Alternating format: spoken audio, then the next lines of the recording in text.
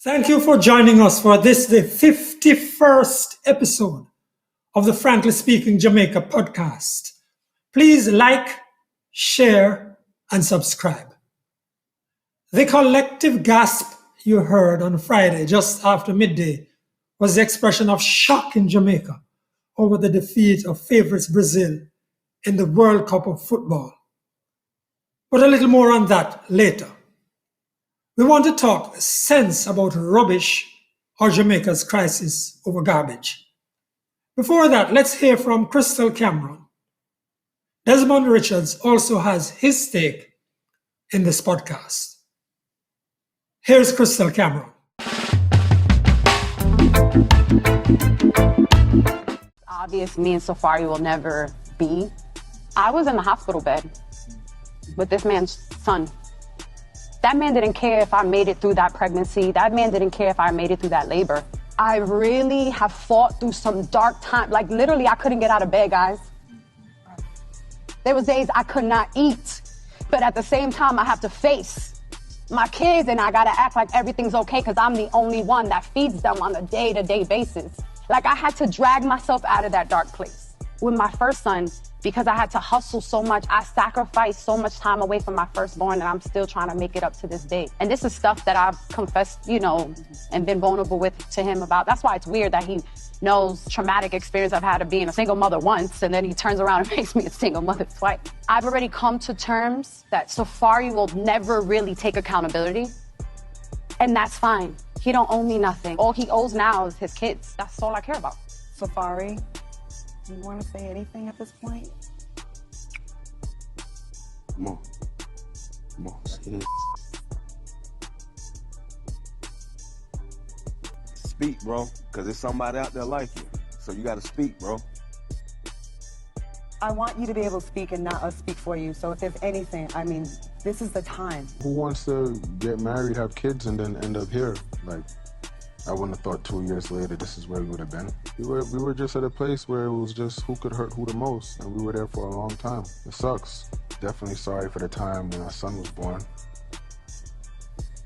This Erica Mena is near unrecognizable to me. She says it's hard for her to even eat, and I can believe that because she looks it. She looks gaunt and unwell. If I may be allowed to say so, she looks heartbroken. And I know and have met countless baby fathers with petty baby mothers who are jealous and spiteful and simply crazy. And I've also met and known a lot of baby mothers who are simply heartbroken, who are hurt, who are humiliated, who have self-esteems that are trampled in the dirt, and who just don't know how to understand how to deal with a man who's detached from them after they've quite literally brought forth his child from their body and want to attach to him more than anything else. And I've spoken before about woman's role in this. We need to stop having sex with men before we're married. Even men who don't want to father children want to leave their genes behind. It's a biological imperative. That's your signature that will live on the longest. Your immortality in the blood, in the genes. And if I'm to say specifically to men in Jamaica with this very casual and predatory sexual environment where you humiliate us publicly, you drag us through the mud, where your toxic idea of a woman's love and loyalty is all about her staying with you no matter how much you can humiliate her. And when men go around breaking hearts and creating baby mothers who are crazy, you're leaving your children to be raised by women who are hurt, bitter, who have no self-esteem, question their entire sense of self, who don't know how to trust, who don't trust themselves to love, who are vulnerable to even more predatory men, some of whom might even predate upon your children. And you continue to help perpetuate a culture where women have sex in hopes of getting to the courtship rather than the courtship in hopes of getting to the marriage that will bring the sex. And the consequence is that your daughters are thrown headfirst into that world that you've perpetuated. You asked for my hand in marriage. You asked for this family that we've created together. And now that you have it, it's not interesting enough for you anymore. You're hurting me and you're causing distress to my pregnancy.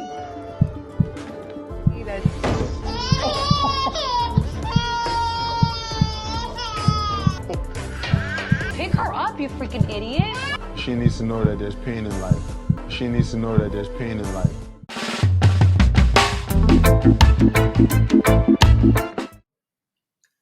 That's Krystal Cameron, creative and CEO of Krystal Cameron Designs.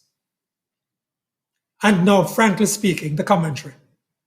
Last week, this podcast touched on the dirty state of Jamaica and the poor garbage disposal and collection practices that help to make this such a dirty country. Country and town, remote district or city roadside, dirty everywhere. I pointed out, frankly speaking, that the 50 garbage trucks over which there was such a song and dance would not result in Jamaica becoming a clean place. We, the people, contribute to throw garbage on the roadside, drop rubbish at our feet, and create illegal dumps everywhere. Even the chairman of the National Solid Waste Management Authority, Dennis Chung, thinks the legislators have been wasting time in setting serious fines that could make a difference to compliance. And I pointed out, frankly speaking, that one of the issues in the architecture of collection and disposal that needs to be fixed is the plastic waste, particularly plastic bottles, getting into the system. Government data say about 15% of the garbage stream represents plastic bottles. I strongly believe, frankly speaking, that a realistic, sensible deposit scheme would make a difference to the disposal, people collection, and recycling of the PET bottles. A bottle deposit scheme came into effect in the middle of 2021. Already, the now relevant minister, Matthew Samuda, is talking about regulations and compliance. He says to improve things, it will no longer be an example of social responsibility, but rather an act of compliance, by which he means he wants to get regulations to force greater collection through what process, I'm not sure. When the scheme was set up, then Minister of Urban Renewal, Environment and Climate Change, Colonel Charles Jr., announced that people could return bottles for money and that this would have, he said, all kinds of fantastic effects. You know how much under the deposit return scheme set up last year? You know how much you would get for each PET bottle returned? $1 Jamaican each. So most of the people forgot that promptly. We know a dollar has little value, or rather can buy nothing in Jamaica. People throw them away, nor can 10 of them. So taking a dozen bottles to the depot would be a waste of time if your primary motivation was to earn something from it. Now, the straight-talking chairman of Recycling Partners of Jamaica, Dr. Damon King, told me the response to the need to return bottles has been great. Recycling Partners of Jamaica has been getting more bottles than they can manage. He says, few people returning bottles really care too much or even ask for the cash. They want to see Jamaica cleaned up. Dr. King says the entity has the power to pay more than the $1 Jamaican per bottle returned. But that's not the problem now, he says. I'm delighted to hear all that.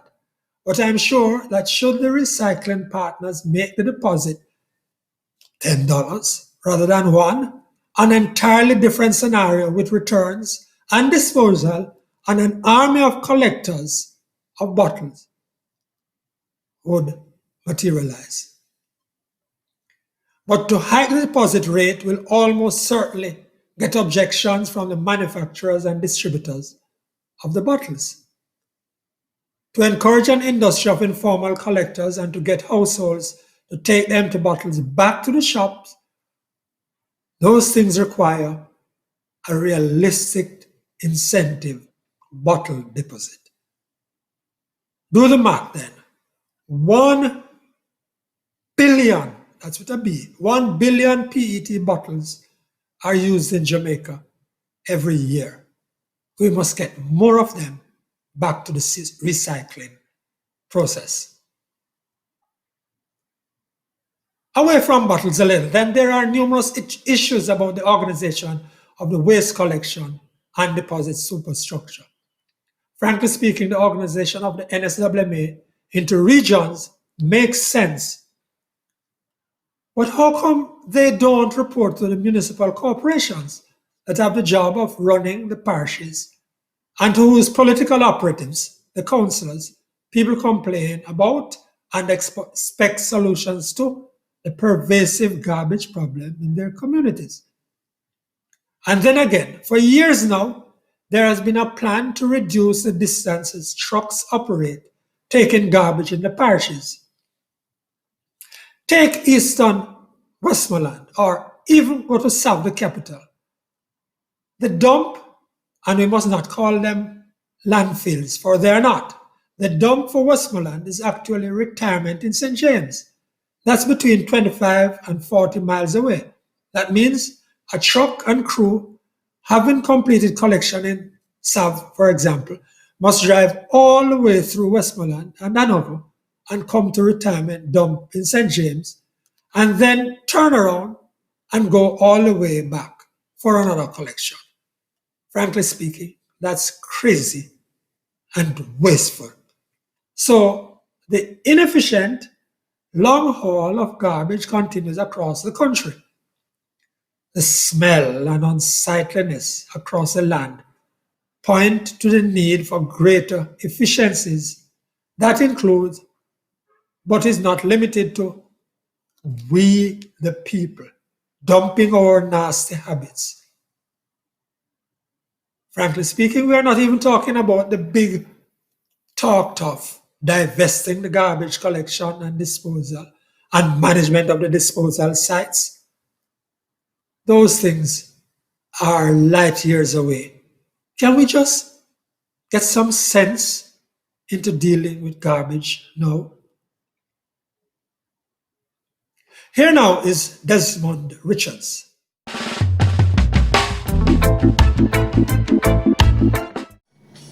All is not well in that agreement recently negotiated between the government and public sector workers over wages and fringe benefits.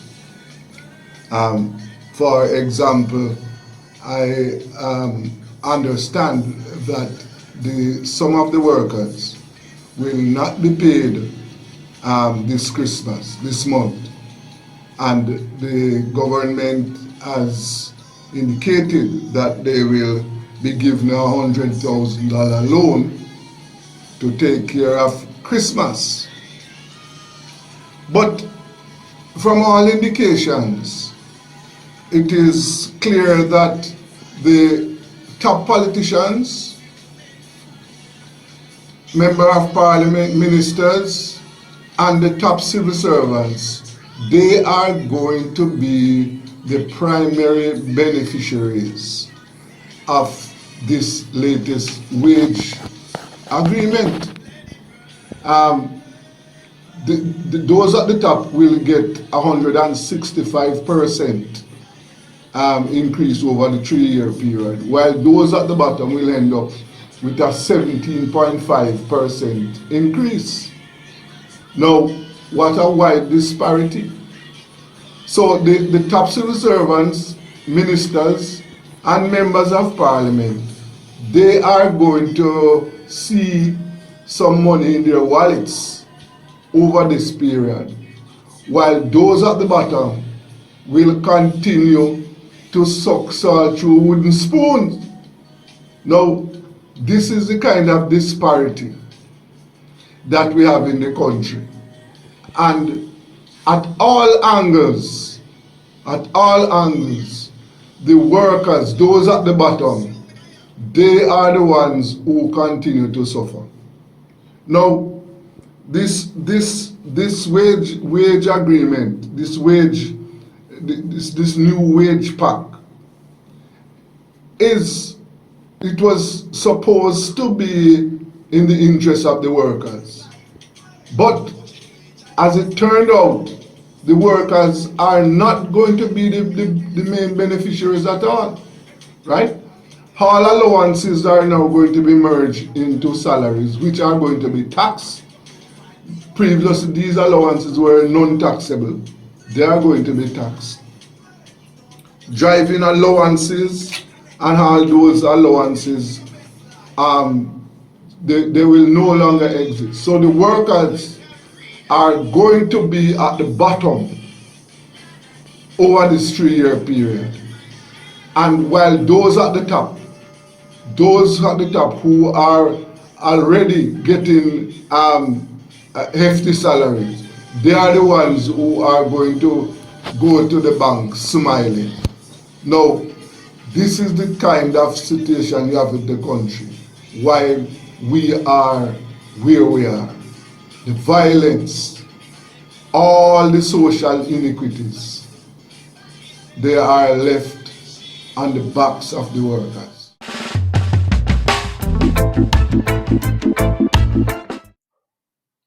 That's Desmond Richards, journalist and founder of internet radio, Rebel Radio Jamaica.